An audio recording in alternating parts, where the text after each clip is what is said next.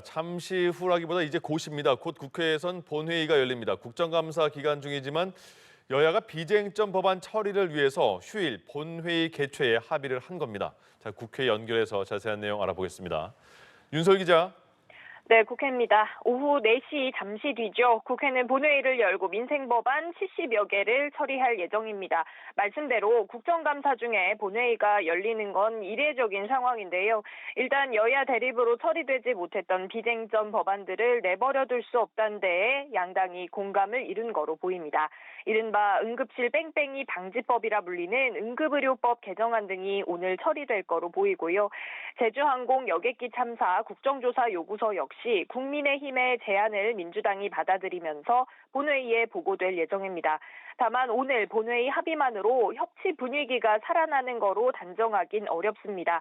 남은 국정감사 일정 등을 고려하면 국회 법제사법위원회나 과학기술방송통신위원회 등 상임위 곳곳에서 충돌이 계속될 전망이기 때문입니다. 또 오는 29일 국회 운영위 전체회의에선 김현지 대통령실 제1부속실장의 국감 출석 여부 하나 역시 이 뇌관으로 꼽히고 있습니다. 당장 의원총회만 봐도 이런 분위기가 느껴지는데요. 더불어민주당 김병기 원내대표는 조금 전 의원총회에서 야당이 강력 반대하고 있는 이른바 재판소원죄, 또 법 왜곡죄 등을 포함한 사법개혁 법안들의 총의를 모아달라 이렇게 의원들에게 요청을 했고요. 국민의힘 송원석 원내대표는 마찬가지로 의원총회에서 민주당은 국가정보자원관리원 화재 국정조사 요구를 여전히 거부하고 있다면서 선택적 진상규명을 강력 규탄한다고 날을 세웠습니다. 네, 윤설 기자. 그리고 여야가 오늘도 최대 쟁점 부동산 문제를 두고 공방을 이어가고 있나 보죠? 네, 그렇습니다. 주말이지만 여야 간의 부동산 문제를 두고 주도권 싸움이 치열한 분위기입니다. 일단 더불어민주당 정청래 대표는 민감한 경제정책은 정부가 책임져야 하는 만큼 당에선 반발짝 뒤에서 로우키로 필요한 법안과 제도를 뒷받침하는 게 역할이라면서 이 개별 의원들의 발언을 자제해달라고 요청했는데요. 동시에 국민의힘 장동혁 대표의 다주택 논란을 겨냥해서 반격에 나서는 모습입니다.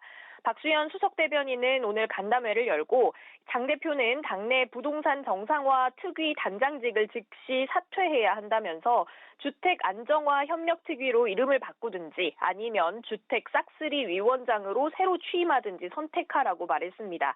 또 전용기 의원은 SNS에 서울, 경기, 충남, 경남 등 전국 곳곳에 부동산을 차곡차곡 모아놓고도 대부분 실거주라고 주장하는 건 국민 능멸이라고 강하게 비판했습니다. 반면 이상경 전 국토부 1차관이 물러난 만큼 국민의힘은 대여 공세에 박차를 가하고 있습니다. 장동혁 대표는 민주당의 비판을 놓고 민주당의 공격은 엄한 곳에서 삽질을 하는 거라면서 나를 공격하면 공격할수록 민주당 스스로 정부 부동산 정책이 매우 잘못됐다는 것과 상황을 해결할 특별한 대책이 없다는 걸 스스로 인정하는 거라고 말했습니다. 또 최보윤 수석대변인은 차관 한 명의 사퇴로 덮으려 하지 말라며 차관 개인의 일탈이 아니라 이재명 정권의 위선과 불공정한 부동산 정책이라고 비판했습니다. 이어서 김용범 대통령실 정책실장, 구윤철 경제부총리, 이혁원 금융위원장 등을 겨냥하면서 국민에게 대출을 줄이고 투기를 막겠다고 외치면서 정작 자신들의 부동산은 불렸다며 대통령의 직접 사과를 요구했습니다. 지금까지 국회에서 연합뉴스TV 윤솔입니다.